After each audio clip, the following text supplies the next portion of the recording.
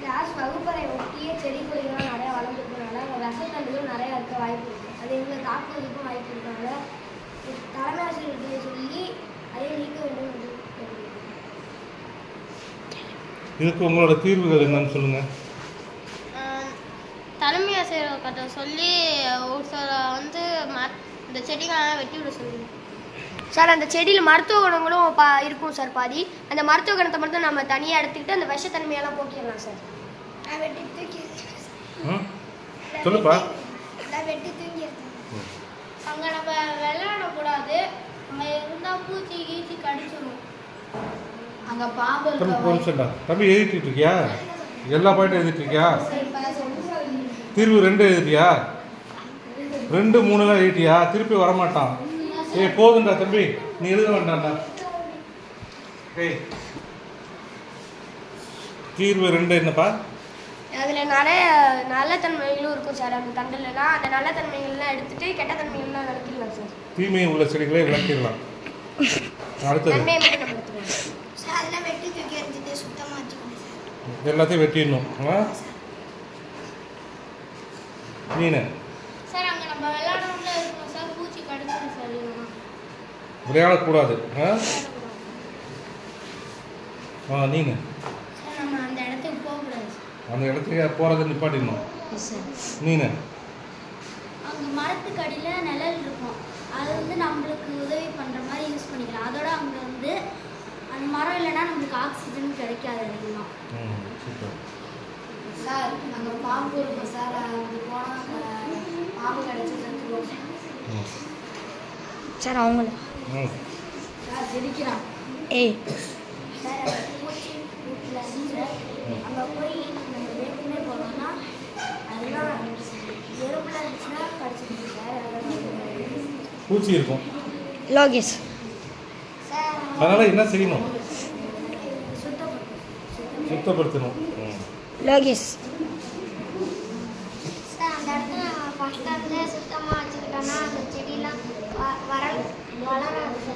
சரி, நீனு பூச்சிக்கொல்லி மருந்து வாங்கி அடிக்கலாம். பூச்சிக்கொல்லி மருந்து அடிக்கணும். சார் நம்ம அந்த இடத்த முதல்ல சுத்தமாக வச்சுருந்தோம்னா ஃபஸ்ட்டு கொஞ்சம் கொஞ்சமாக வளரும் போதே வெட்டிடணும் சார். அப்படி வெட்டாமல் இருந்தோம்னா அந்த மாதிரி பூச்சிக்கொல்லிகள் நிறையா வந்துடும் சார். அந்த இடத்துல எதுவும் போட்டால் எடுக்கக்கூடாது சார். பொருள் என்ன போட்டா? ஏதாச்சும் பென்சில் ஏதாச்சும் பொருள் தவறுச்சுன்னா அங்கே எடுக்கக்கூடாது. நீங்க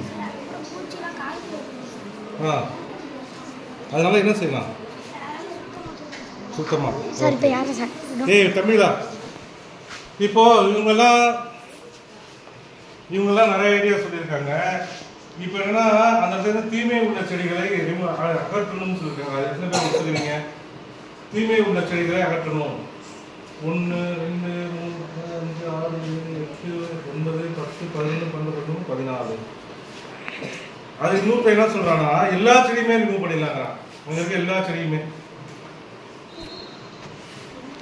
1, 2, 4, 1, 5, 9. அந்த இடத்துக்கு விளையாட போகவே கூடாதுங்கிறான். அந்த மாதிரி இருந்துச்சுன்னா விளையாட போகக்கூடாது. அந்த மாதிரி எடுத்துக்கலாம்.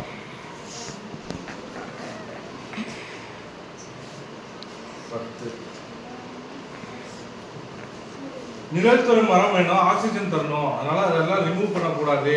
ஆனால் நிழல் தரும் மரத்தையும் ஆக்சிஜன் தர மரத்தையும் அங்கே வச்சுக்கணும் அப்படின்னு சொல்றான். அது எத்தனை பேர் ஒத்துக்கிறீங்க?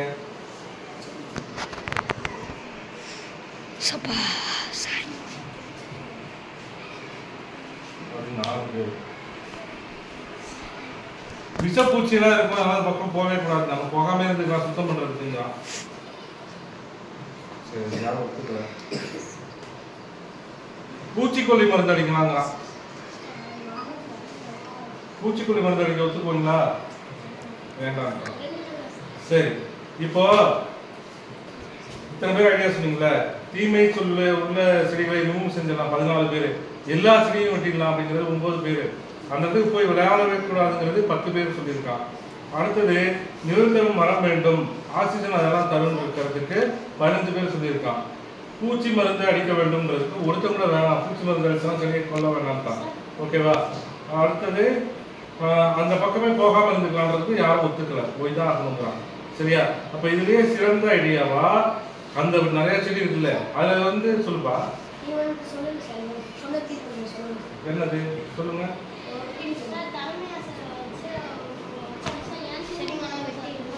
தலைமை ஆசிரியர் வச்சு செடியெல்லாம் ரிமூவ் பண்ணுங்களா? அது சரியா?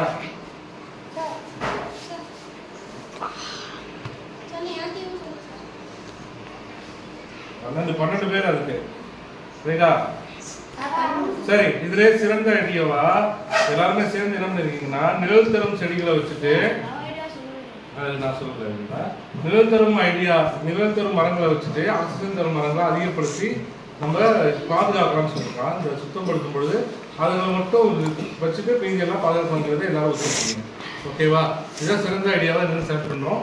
இப்படிதான் நம்ம 3ஆம் படிநிலையாக டிசைன் திங்கிங்ல ஐடியேஷன் ப்ராசஸ் பண்ணி பண்ணணும். நம்ம அட்டல் டிங்கரிங் லேப் நீங்க போகும்பொழுது அங்க இருக்க எக்ஸ்பெரிமெண்ட்ல இந்த மாதிரி பிரச்சனை எல்லாம் இருக்கும். அந்த பிரச்சனை கொடுப்பாங்க உங்களுக்கு.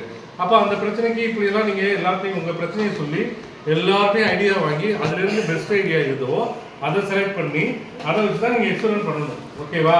இதுதான் 3ஆவது படிநிலையான டிசைன் திங்கிங். இது இப்போ ஓரளவு தெளிவா இருக்கீங்கன்னு நம்புறேன். எல்லாம் தெளிவா இருக்கீங்களா? எஸ் ஆர் நோவா? இதை நம்ம பண்ணலாமா? டிசைன். ஓகேப்பா, தேங்க்யூ.